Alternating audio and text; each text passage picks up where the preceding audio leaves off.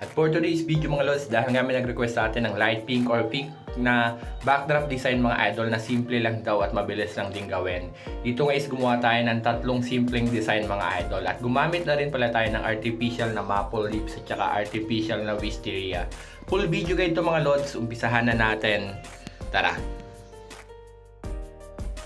Bale, ang una ko lang ginawa mga lods is naglagay lang ako ng cloth. Sa ganitong design mapapansin nyo mahaba yung cloth ko. Pero dito is pwedeng tag 6 yards mga idol. Dito kay sobrang haba kaya ginamit ko na lang yung magkabilang dulo. And after ko maisampay sa ating frame, dito is pinold-fold ko lang siya ng maliliit para magkaroon ng pleats mga idol yung pinaka-cloth natin. Ipo-fold nyo lang siya mga idol para magkaroon lang siya ng simple na pleats para hindi siya sobrang plain. Yan. And after natin ma-fold yan mga idol, dito is lalagyan nyo siya ng pin. Kung magtataka kayo kung bakit ko siya nalalagyan ng pin, yung po mismong frame natin, may cloth po yan na nakatali, kaya nalalagyan natin siya ng pin mga idol. At dito naman is nilagay ko na yung ating kulay pink at saka yung light pink mga lods yan. And after ko siya maisampay, dito is yung one side lang yung lalagay natin, yung left side.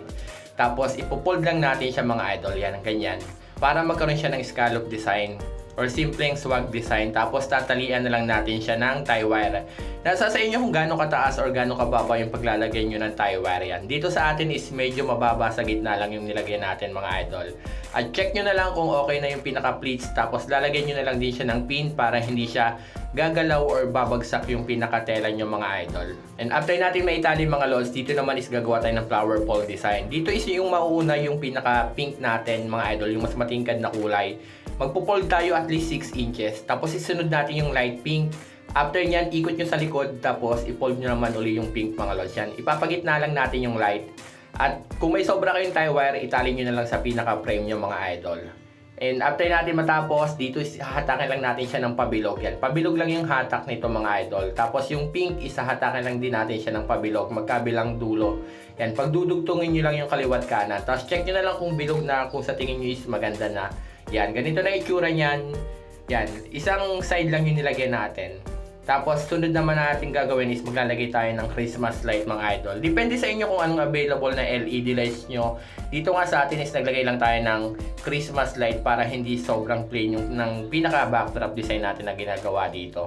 Sa mga nagtatanong, nilalagyan ko lang po siya ng pin sa pinaka-cloth. Iniipit ko lang siya ng cloth yung pinaka-Christmas light. Tapos lalagyan ko lang siya ng pin para hindi na siya malalaglag. And after niya, dito is naglagay tayo ng artificial na maple leaves mga idol. Yan. Kung sa mga nagtatanong saan ako bumibili, ilalagay ko na lang po sa comment section kung saan tayo bumibili ng artificial na leaves yan. Ito na yung itsura ng unang design natin.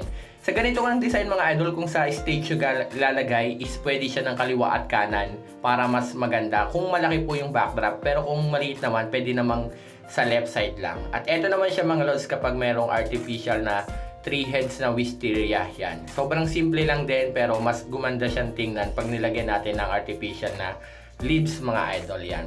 At kagaya ng sabi ko mga lods, kung saan ako bumibili, ilalagay ko na lang po sa comment section yung ating artificial leaves tsaka yung wisteria na pink na artificial flowers mga idol yan. Ito na nga po mga lods yung ating simpleng design. Perfect to sa mga civil wedding o kaya sa dibu mga idol yan. Ito yung Christmas light natin, talagang plain na Christmas light lang yung ginawa natin yan. Simpleng design lang, sana nakuha nyo. Kung hindi naman, pwede pa kayo mag-comment sa baba. At syempre, maggagawa pa tayo ng isa pang design. Dito is tatanggalin na natin yung wisteria at saka yung artificial na flowers sa taas yan. Ito naman yung itsura niya sa taas. Nilagay na din natin yung artificial na maple leaves, tapos naglagay naman tayo ng artificial na rose yan. Sana nagustuhan nyo. Follow for more. I-comment nyo sa baba kung saan kayo nahirapan at gagawan ulit natin ng video. Ali, hanggang dito na nga lang mga lods. Huwag nyo na makalimutang i-share po yung mga videos natin para malaking tulong din po para sa akin. Marami pong salamat. Hanggang dito na nga lang.